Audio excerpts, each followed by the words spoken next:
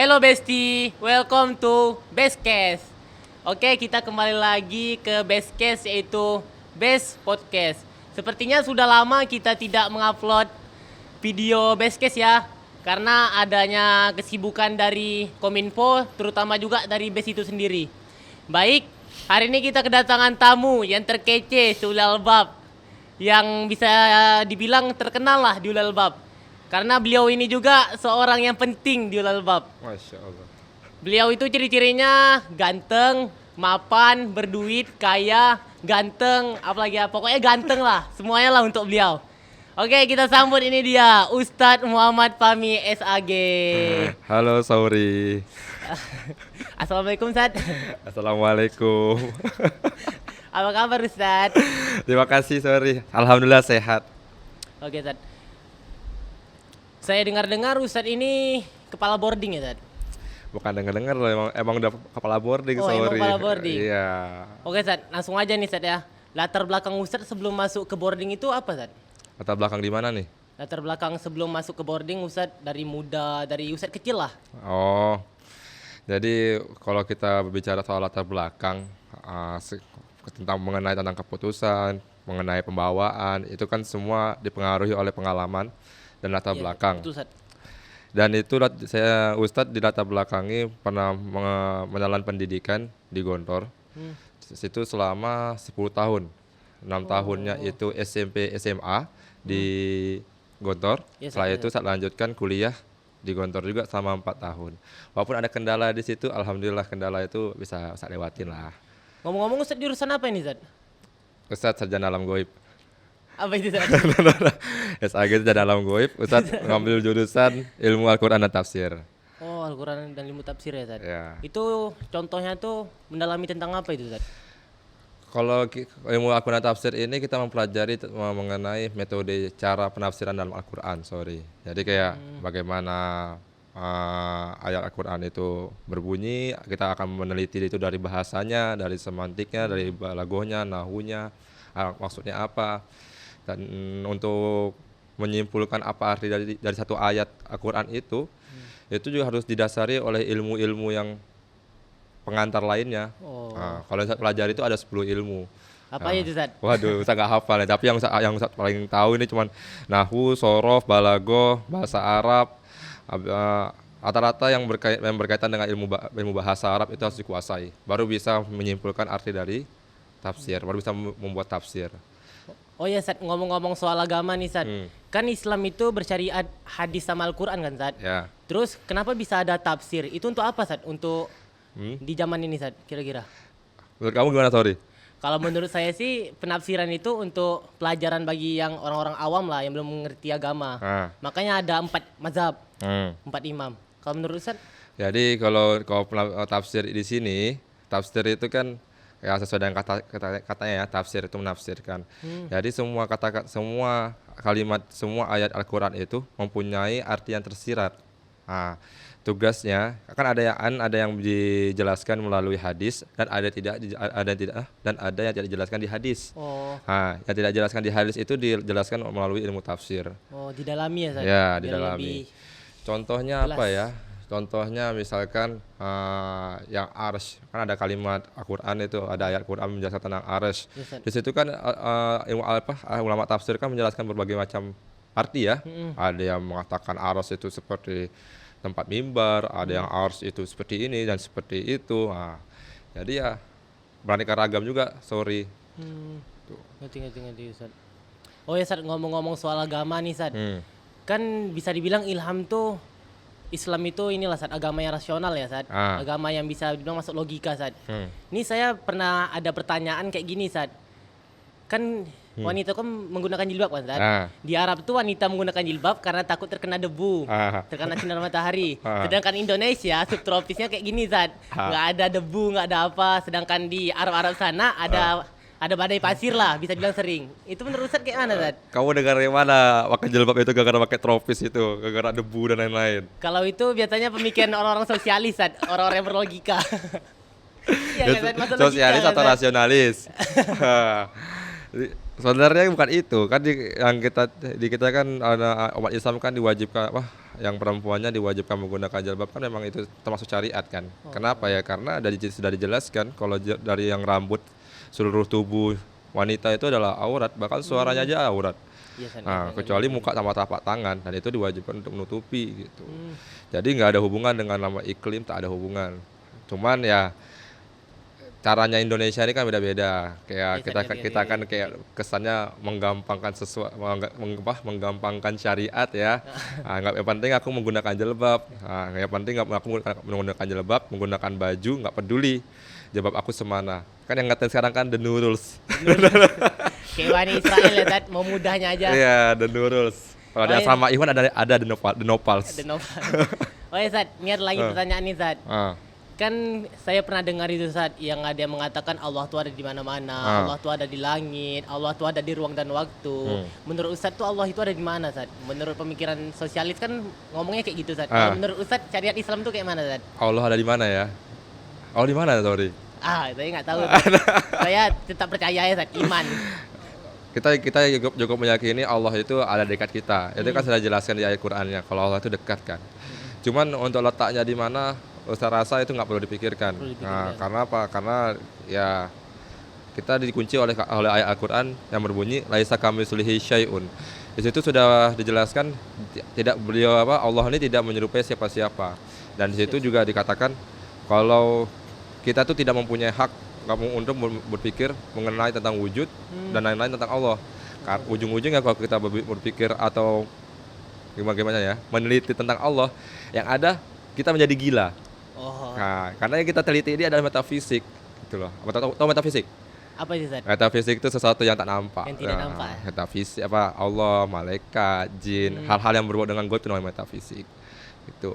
Setahu saya nih, Zat, orang-orang yang berpikir kayak sosialis, yang pemikiran liberal itu kebanyakan ateis, Zat. Itu kenapa, Zat, kira-kira? Karena tidak apa ya, Zat? Kayak tidak mengakui adanya agama, Zat. Berpikir mana Tuhan? Dia mau ngelihat, Zat. Karena kita kembali lagi namanya iman kan. Nah, yang pertama itu kan rukun iman itu iman kepada Allah. Sebenarnya sebelum kita tarik iman itu kita ada rasa lagi. Sebelum kamu percaya tuh apa yang kamu lakukan, sorry. Misalkan kamu percaya dengan Ustadz. Kenapa kamu percaya dengan Ustadz? Mencari tahu, Zat. Mencari tahu. Iya. Nah, saya mencari tahu apalagi, sorry. Apa ya, Zat? Ada nggak rasa cinta kamu ke Ustadz? Iya, ada kan. Jadi karena ada rasa cinta itu akhirnya lahirlah ada rasa cinta, ada rasa ingin mencari tahu, akhirnya lahirlah rasa percaya. Ya sudah dijelaskan di dalam Al-Qur'an kan Allah itu sudah ada. Dan di kisah-kisah Nabi juga udah jelaskan bagaimana, dan kita sudah mengambil kesimpulan di situ. Dan kita cukup mempercayai aja di situ. Nggak usah kita bahasanya gini. Islam itu mudah tapi bukan berarti dimudahkan kan gitu. Ateis itu banyak kalau kita berbicara tentang ateis atau liberal. Kalau ateis itu kan enggak tanpa agama ya. Tanpa agama. Kalau liberal itu berarti memudahkan agama Islam, bahkan syariat dimudahkan. Bahkan mereka mempunyai pendapat kalau misalkan sholat itu kan akhirnya artinya mengingat Allah. Berarti maaf kata ya, berarti ketika saya lagi makan dan mengingat Allah, saya sudah termasuk sholat. Nah, ngerti ya. Padahal sejatinya bukan seperti itu ya. Namanya ketika sholat itu mempunyai tata caranya, syariatnya bagaimana, berdirilah, takbiratul ihram lah, lain-lain gitu. Oh ya, Zat, kalau misalnya ada orang sholat, tapi dia nggak percaya kepada nabinya, Zat, itu kayak mana, Zat, kira-kira? Wota. Enggak, itu saya pernah ada dapat pertanyaan, Zat, dari orang aja lah, Zat. Dia sholat, dia percaya Allah, cuman dia nggak mengakui nabinya. Iya, sholat itu termasuk dengan rukun Islam. Ya. Rukun Islam itu adalah amalan-amalan hasil dari rukun iman. Ngerti gak sih? Ya, ngerti. Sebelum kamu berukun Islam, kamu harus berukun iman dulu. Sebelum kamu syahadat di rukun Islam yang pertama, kamu harus mempunyai rasa percaya di rukun iman itu. Ada 6 kan? Apa aja, sorry? Ada iman kepada Allah. Jangan dia pula yang liberal itu. Lalu kepada Allah, malaikat. Terus malaikat kitab. Terus. Iya kan? Ya. Terus habis kitab malaikat. udah kamu sebutkan itu. Udah kamu sebutkan. Coba kamu ulangi lagi. PAI enggak lulus ya. Ustaz Irfan, tolong Ustaz Irfan. Salah ngomong tadi. Iman kepada Allah, malaikat, kitab. Terus Rasul enggak? Nabi. Rasul. Terus? Rasul dulu ya, Ustaz. Iyalah. Rasul, qada dan qadar. Hari kiamat Terakhir. Betul kan, Ustaz? Lah, lulus. Ustaz Irfan. Jadi 100 Ustaz.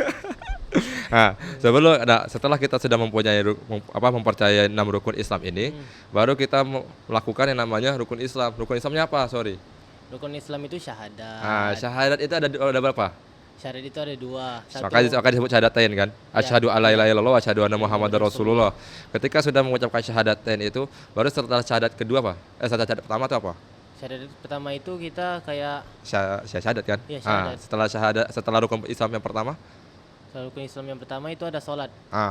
Berarti apa artinya di situ? Oh, setelah syahadat percaya sholat.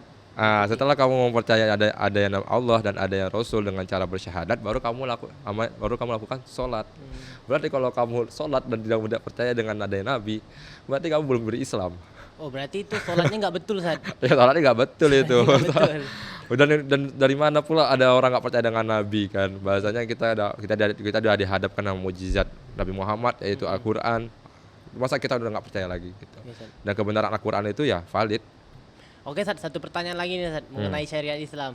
Kan Allah itu Maha Kuasa, Ustaz, bisa membolak-balik hati manusia. Kenapa nggak semua manusia tuh dibikin baik aja, Ustaz? Biar nggak ada namanya neraka. Masuk akal nggak, Ustaz? Masuk akal juga ya. Baik juga kamu ya. Boleh juga pertanyaan kamu boleh. Biar Ustaz masuk surga juga, Ustaz. Berarti kamu masih masuk neraka kamu. Ya gini loh, sorry. Kan kenapa manusia itu dikatakan mempunyai kelebihan di antara yang lain? Kenapa coba? Cobaan sih, Ustaz. Bukan cobaan. Kenapa manusia itu lebih unggul daripada makhluk yang lain? Selain hewan, tumbuhan, kenapa kita paling unggul? Selain jin dan lain-lain, malaikat, kenapa kita paling unggul? Karena kita mempunyai nafsu. Nafsu itu negatifnya, positifnya akal kan. Akal, ya. Nah, kita mempunyai akal. Ketika kita sudah mempunyai akal, kita dihadapkan dengan pilihan. Makanya itulah gunanya akal kan. Di situ juga terpancingnya nafsu.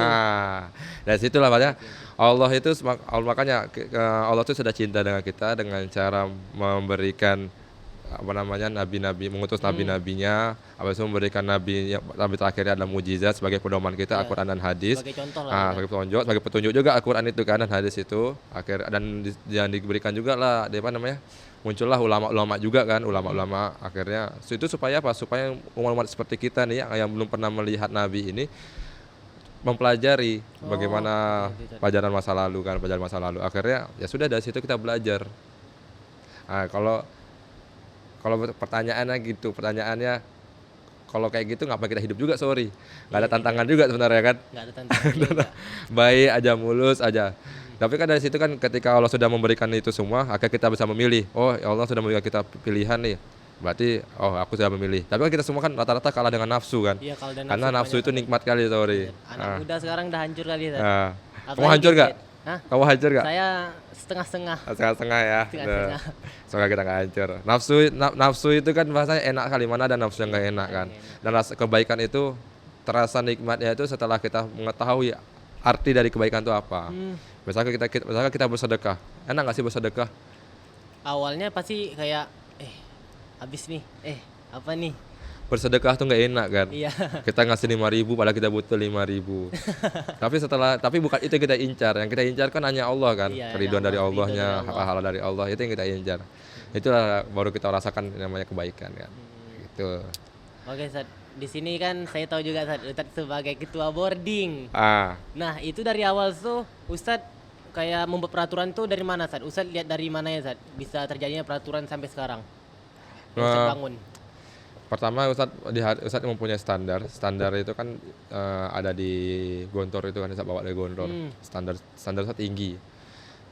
Jadi ketika melihat boarding ini yang tidak beraturan, Ustaz marah karena tidak teratur. Akhirnya Ustaz kayak ingin mengubah. Tapi di situ Ustaz disadari dengan SDM. SDM di sini tuh bukan Ustaz merendahkan atau bagaimana, tapi Ustaz kan melihat anak-anak kita bagaimana. Anak-anak kita cocok nggak kalau diberikan sistem seperti ini kan. Kalau misalkan habis itu cara pembawaannya bagaimana. Kalau di pondok kita bisa belajar yang namanya samina wa ta'na.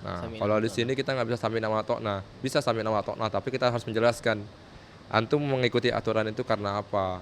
Seperti itu. Jadi dengan pertimbangan nih, anaknya bisa apa tidak. Kalau misalkan bisa kita terapkan, kalau nggak bisa kita nggak terapkan. Pertimbangan seperti itu sih yang saya lakukan ketika membuat aturan di asrama. Oh berarti dari awal banyak evaluasi lah ya Sad. Ya. Oh ya Sad, kan kita lihat juga boarding ini bisa dibilang beda Sad dari ponpes kitab, ponpes Al-Quran, apalagi kayak Gontor yang lebih menegakkan kedisiplinan, tanggung jawab, amanah, bahasa. Kalau boarding tuh apa sih Sad menurut Sad? Boarding ya. Apa tuh Sad? Ini sebenarnya pertanyaan sulit juga. Soalnya kita bermain soal bahasa di sini kan. Bahasa Inggrisnya pondok ya boarding. Iya. Bahasa Arabnya boarding, al-ma'had. Al-ma'had artinya bahasa Indonesia pondok. Nah, situ banyak yang mengatakan boarding cuma tempat nginap aja kebanyakan anak UA ini mikir. Kalau dari Ustad apa nih Sad? Biar anak UA tuh ngerti Sad. Apa itu boarding? Boarding tuh ponpes. Kamu pengen memperbaiki akhlak kamu masuk boarding kamu. Udah banyak ya Sad perbaiki. Udah banyak testimoni dari orang tua dan alhamdulillah positif semua kan. Contohnya saya. Benar gini, ketika Ustadz dihadapkan dengan lapangan seperti ini, Ustadz juga bingung boarding ini sebenarnya apa.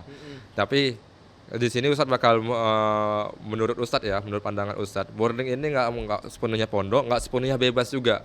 Jadi dia mempunyai aturan, tapi aturan-aturannya lebih manusiawi. Lebih manusiawi nggak? Jadi kayak yang tinggi-tinggi gitu jadi kayak lebih memikirkan kebutuhan anaknya gitu. Nah, seperti itu. Yang kayak di pondok kan kalau nonton ya bodo amat lah, makanan kau beli di Kopel kan gitu, di koperasi. Kalau di boarding kan ketika kita ada nobar kita usahakan ada konsumsinya. Jadi kan bahasanya memperlakukan sebagaimana layaknya manusia. Tapi kan berarti pondok itu nggak diperlakukan secara manusia. Kalau di pondok tuh Ustadz lebih belajar tentang bertahan sih, bertahan menekan ego. Kalau di boarding ini juga sama seperti itu, tapi caranya secara nggak langsung gitu. Jadi tapi ada satu poin yang Ustadz ingin ajarkan di anak-anak Ustadz di asrama ini. Apa Ustadz? Yang Ustadz tegasin ke anak-anak Ustadz, terutama saya sendiri Ustadz. Sebenarnya ya, yang Ustadz ingin ajarkan di anak-anak asrama ini, antum jujur jujur dalam berekspresi. Iya. Ketika dalam pikiran lebih terbuka, maksudnya ketika antum mempunyai kan antum dihantamkan dengan aturan-aturan, dihantamkan dengan segala kekurangan, antum melihat itu semua sebagai kritikan kan, dan antum harus jujur dengan kritikan itu. Maksudnya apa yang antum rasakan, antum harus berani membicarakan itu. Jangan ada perasaan tidak enak, jangan ada perasaan malas lah, ini ginilah, tidak enak lah, nanti kena marah. Hal-hal seperti itu yang nggak suka di asrama. Jadi kalau misalkan apa yang antum rasakan di asrama, kalau misalkan antum nggak suka, misalkan aturan baru nih gini-gini, ya udah lampiaskan aja, nggak masalah, lampiaskan aja, ekspresikan aja, aturan baru nggak. Usah lebih jujur lebih suka anak seperti itu gitu kan. Kenapa? Karena dia berani menunjukkan ekspresinya. Kalau di Gontor tuh ada namanya sukut-sukut doror. Apa ya? Apa itu Ustadz? Diam-diam berbahaya. Diam-diam berbahaya. Ustadz lebih juga orangnya, makanya Ustadz minta ke anak-anak Ustadz khususnya yang Ikhwan dan ketika kalau misalkan ada yang kurang paham tanyakan. Jangan malu. Kalau tadi malam saya bilang ketika aku pemudabir kan, kalau nggak tanya jangan sok pintar. Yang sok pintar itu yang menyesatkan. Lebih baik kalau nggak tanya kalau nggak tahu tanya, jangan pura-pura pintar seperti itu. Kalau malu bertanya itu bukan berarti kita bodoh kok, justru kita mau belajar. Gitu. Tapi kebanyakan orang yang misalnya kita nanya, gitu aja nggak ngerti, apa sih kau nih? Nah itu kayak mana Zat? Itu gondok Zat ngeliat orang kayak gitu Zat. Kayak mau belajar loh, tolonglah dihargai. Itulah salah satu skill kita di asrama itu kan, kita diajarkan cara bersosialisasi. Kita anggap itu sebagai candaan. Setelah kita gitu kan paling bantulah teman gue nih yang tak berdaya nih, katanya gue pintar. Merayu di skill gitu ngeles, itu kan diajarkan semua kan.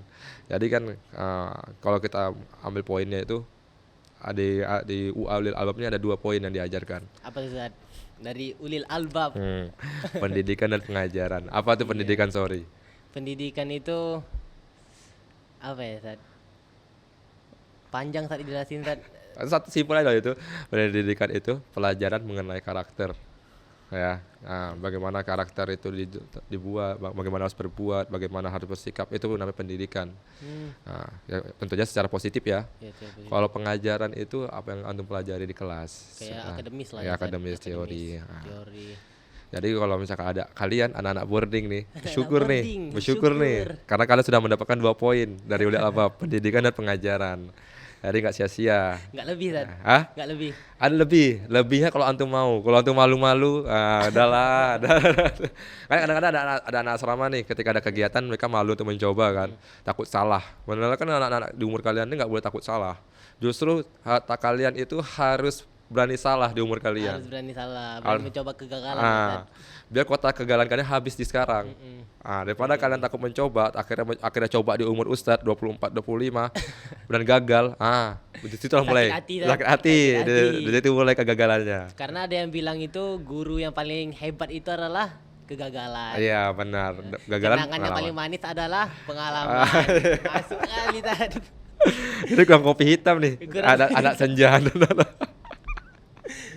Oke, Tad, di sini kami mau review peraturan boarding, Tad. Oh, mau review apa tuh? Dari Tafiz, Tad. Okay. Di sini kasih red. kasih rating. Menurut Ustaz kayak ana Tad Tafiz di boarding ini, Tad? Suka Ustaz.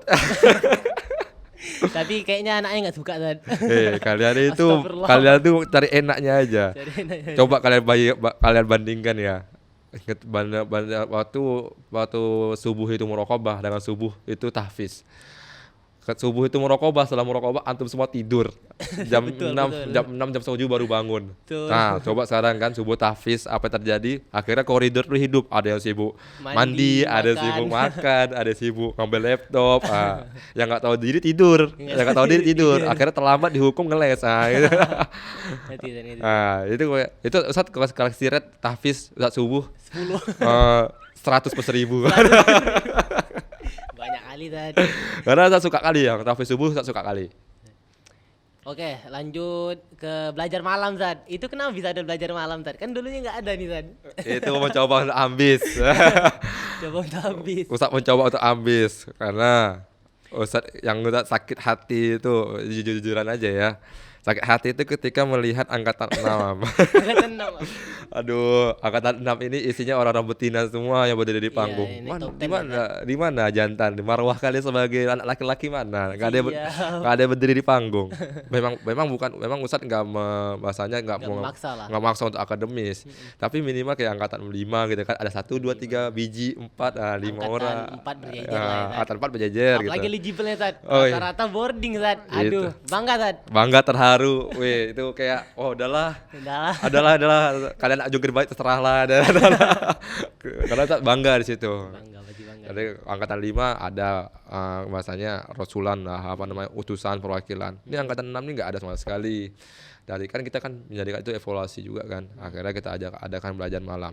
Habis itu terserah kalian bagaimana menyikapi. Kalau misalkan kalian bertanya, apa yang kami lakukan saat ketika belajar malam? Kan kalian lebih tahu jawabannya apa. Siap. Ya kan? Ustadz udah lewat masa itu. Kalau kalian tahu kalian belum pintar, silakan belajar gitu kan. Enggak mungkin semuanya Ustadz jelaskan. Kalian ini kan bahasa kasarnya ya sudah SMA. Ya, bukan bisa berpikir lah. Bukan. Sekarang itu waktunya Ustadz mendorong kalian dari jurang. Bukan Ustadz menyuapi. Kalau Ustadz menyuapi, anak SD. Sekarang itu Ustadz dorong kalian dari jurang. Kok belajar terbang. Itu. Oke, Ustadz. Kita lanjut ke kalau misalnya Ustadz nggak ada kepengen keluar dari boarding itu lanjutin apa gitu selanjutnya, masa di sini aja terus, Ustadz? Aduh. Itu privasi nih sebenarnya, Sauri. Jadi saat ada nonton di podcast Agus siapa namanya. Jadi ketika kita membicarakan target kita ke orang, cita-cita lah ya. Cita-cita itu namanya masturbasi mental. Jadi ketika kita menceritakan cita-cita kita, target kita, impian kita, itu ke orang itu kita terasa kita sudah melakukan itu semua. Oh, kayak pede kali ya, aku bisa sebenarnya menetap. Ustadz pingin nanti abis itu punya mobil Nissan GTR. Wah, abis itu rumahnya Ducati, abis itu ini nih. Kayak wow kali. Itu secara langsung kita kayak melakukan masturbasi ke mental kita gitu kan. Dan itu enggak bagus gitu. Jadi memang ada dicaranin sama itu ya, ketika antum mempunyai cita-cita silakan lakukan dalam diam. Kan kalau di kelas yang yang di awal-awal itu yang kalian nulis target di kertas-kertas tuh. BK. Bukan, botak. Yang kelas inspirasi. Itu kan kalian kan tulisnya di kertas kan. Itu sebenarnya itu yang benar. Jadi ketika kalian ada mimpi, kalian tulis di kertas tujuannya apa, mau kemana, itu lebih tepat. Jadi aku kan dalam diam. Ketika ditanya mau kemana, senyumin aja. Senyumin aja. Tahu-tahu udah jadi ini kan, pengusaha tambang. Gitu. Amin. Ustaz Fahmi bawa mobil jeepnya kan. Saya tunggu Tad. Ya kan Mas Ustaz kan doainkan kamu sama teman-teman lain kan, Lutfi di sekolah lah teman-teman yang lain kan. Ustaz Fahmi bawa Rubiconnya kan. Wih. Oke, Ustaz. Titik tertinggi kebanggaan Ustadz sebagai seorang pengajar itu apa Tad kira-kira? Titik pengajar. Kira-kira. Yang saya banggakan itu sebenarnya ya ketika kalian Bang Rashid masuk UI. Anak boarding.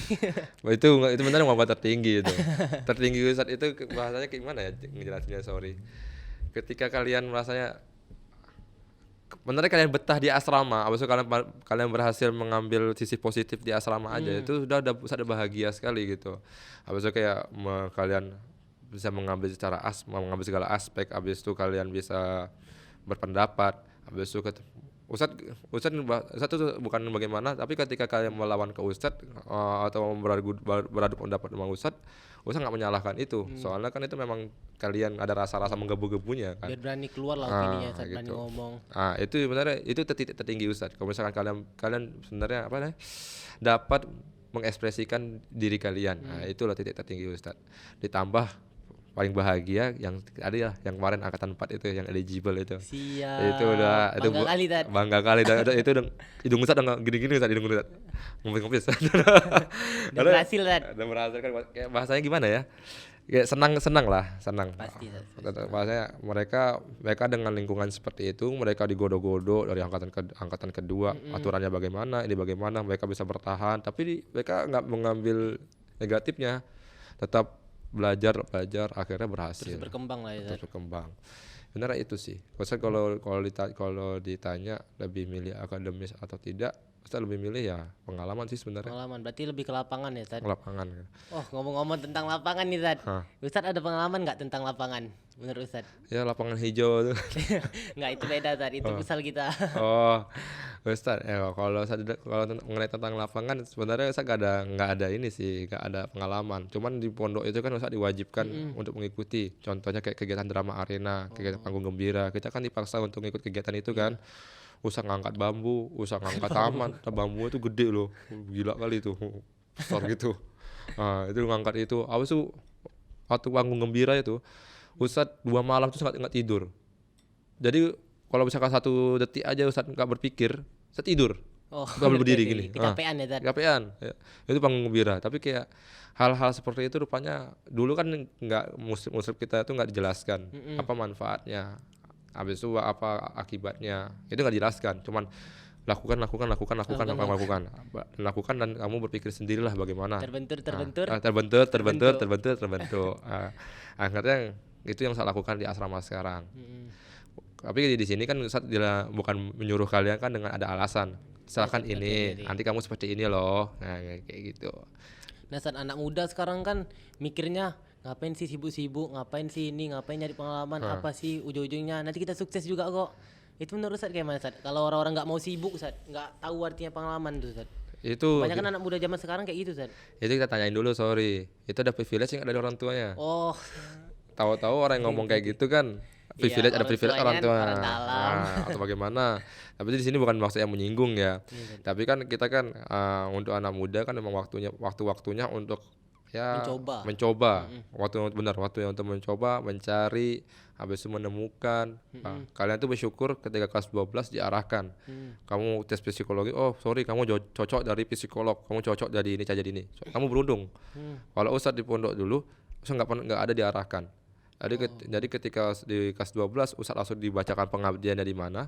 Kebetulan pengabdiannya di kampus Ustadz. Iya, dari kantor lah. Nah, ketika di kampus itu Ustadz langsung disuruh keliling mencari program studi yang Ustadz mau. Oh iya. Ustadz cari itu mana ini. Ustadz nggak tahu, Ustadz nggak ada perspektif itu. Apa ya aku cari ini. Belum kenal diri lah. Belum kenal diri. Akhirnya Ustadz punya pikiran. daripada aku tersesat milih yang kayak ekonomi, manajemen dan lain-lain, mending aku pilih agama gitu kan. Itu pemikiran Ustaz masih kerucut ke bawah gitu, masih kerucut ke atas gini kayak masih sempit kali kan. Kayak jalan aja lah. Jalan aja lah. Aku masuklah tafsir tuh kan. Masuk tafsir tuh enggak gara-gara apa masuk tafsir tuh. Apa tuh Zat? Gara-gara teman. Gara-gara teman ada tafsir tuh. Kebanyakan sekarang anak muda juga gara-gara teman, Zat, ngikut-ngikut teman aja sekarang. Makanya ketika itu yang kalian harus tahu itu, sekarang itu masa SMA itu bukan masa mencari temannya lagi gitu kan. Bukan masa mencari teman, bukan masa mencari ya circle itu tak usah. Siap. Validasi tak usah lah kayak gitu. Aku gini biar keren, tak usah. Sekarang itu masanya kalian itu membuat circle, jadi pemimpin dengan cara apa? Dengan cara meningkatkan value kalian, nilai kalian. Kalau kalian suka olahraga, kalian akan dikelilingi oleh orang-orang yang suka olahraga pasti. Kalau kalian suka baca, bakal dikelilingi orang-orang yang suka baca. Itu aja. Jadi bagaimana antum, itulah makna antum. Berarti di zaman SMA ini bukan kita yang tertarik, tapi kita yang menarik. Iya. Gitu, di situ. Ya, lebih baik jadi kepala ikan teri daripada ekor ikan hiu. Gitu, kan dapat kepalanya enggak ekornya. Lebih tinggi protein lagi. Oke, Zat, ngomong-ngomong tentang pemuda nih, Zat. Kan kebanyakan sekarang anak-anak muda sering nongkrong, Zat. Ada yang ngomong nongkrong itu menambah relasi. Menurut Ustaz tuh kayak mana, Zat? Apakah itu betul-betul menambah relasi atau cuman main doang? Relasi ini gimana ini relasinya?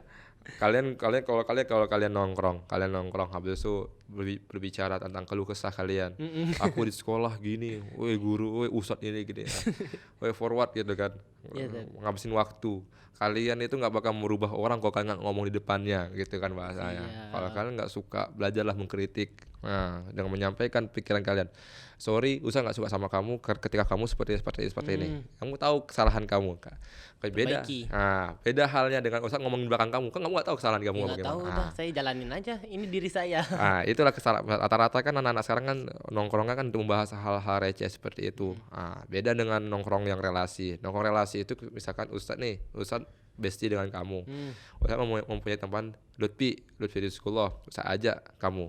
Ayo, sorry nongkrong sama teman aku ada. Saya ajak kamu ke Lutfi, kamu kenalan sama Lutfi. Nah, itu baru menambah relasi. Nah, baru kayak kita menjalin hubungan baik kan, karena kita nggak tahu. Karena kita nggak tahu siapa yang sukses ke depannya kan. Nanti siapa tahu di antara kalian berdua yang sukses, kalian ingat, wah ya dulu aku dikenal sama Ustaz Fahmi, kirimlah Lamborghini 1, gitu kan kayak gitu. Itu baru menambah namanya relasi. Membicarakan soal mimpi, berbicara tentang target, itu berbicara tentang kerja juga oke, nongkrong kayak gitu. Tapi kalau nongkrong cuma membicarakan tentang keluh kesah tentang permainan apa, penjelasannya nggak jelas itu kayaknya bullshit lah ya. Tak usah ini. Kecuali kalau bestie ya, kalau best friend itu kan, kalau memang sahabat kan apa aja dibicarakan. Oh ya, Zat, ini kan kami kan bisa dibilang Gen Z lah, Zat. Ustaz juga termasuk Gen Z ya, Zat? Enggak lah, Ustaz baby boomer, lu tua kali Zat.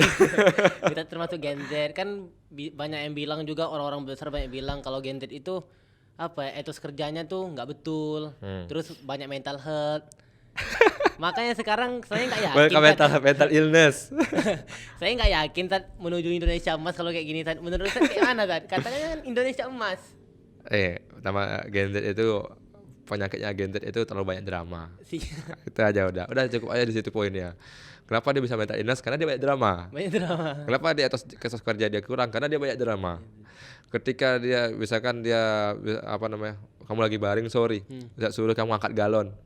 Wah, aduh, oh my god, aduh, kaki tangan saya sakit, gini, aduh, pening kepala aku, aduh, jantungan aku gagal suruh angkat galon. Nah, sebenarnya nggak baik-baik aja. Semua itu baik-baik aja, tergantung bagaimana cara kita menyikapinya, ya kan. Kayak pramuka, sakit lah, ada pramuka hari ini. Libur lah, apalah ke bagian kesehatan, mak. Sebenarnya kan kayak gitu, kayak benernya. Kalau suka nggak suka kalian kegiatan sekolah, kegiatan asrama, ikutin aja. Nanti ketika kalian udah besar pasti bakal muncul kata, oh gini maksudnya, oh gini apa kata Ustaz Fahmi, oh gini apa kata Ustaz Yoga. Itu bakal muncul sendirinya. Gitu. Makanya sekarang itu waktunya kalian sudah terjun dari jurang aja udah. Berani keluar dari zona nyaman. Oke, Ustaz, terakhir kata-kata untuk pemuda-pemuda yang di luar sana gimana, Ustaz? Apalagi terutama untuk anak-anak UA, Ustaz. Apa, Ustaz, kata-kata dan saran Anak-anak UA. untuk kedepannya? Untuk adik-adik Ustadz ya. Adik-adik Ustaz. Adik-adik Ustadz yang Ustadz cintai dan sayangi. Jangan takut, berani berekspresi. Jangan takut mencoba. Kalian di sini tuh nggak ada yang salah gitu. Kalian di sini tuh nggak ada yang salah. Kalian di sini tuh nggak ada, maksudnya ya memang nggak ada yang salah karena di sini adalah tempatnya untuk belajar. Justru yang salah itu ketika kalian nggak mau mencoba. Jadi kalau misalnya kalian mau main futsal nih, kalian takut karena takut nggak bisa. Mau gabung tapi takut nggak bisa, itu salah. Yang benar itu main aja. Nanti soal nggak bisa belakangan. Nanti diajarin. Saya pernah ngomong sama Sorry juga. Cara nangkap bola gimana? Pakai tapak kaki, Ustaz. Futsal itu makanya jangan turunkan ego kita. Silakan Berani belajar. Di sini bukan konsepnya bukan keluar dari zona nyaman. Kalau keluar dari zona nyaman itu kan terlalu ekstrim bagi kalian kan Gen Z, nanti kena mental illness. Tapi di sini kita memperluas zona nyaman dengan cara apa? Berani mencoba gitu. Itu ya, Ustaz? Iyalah. Oke, Ustaz, mungkin terima kasih untuk Ustaz Fahmi. Makasih ya, Ustaz. Sama dulu, Ustaz. Ya, tahu. Terakhir. Udah selesai. Gak ada ritual close the door ya? Oke. 1, 2, 3, close the door.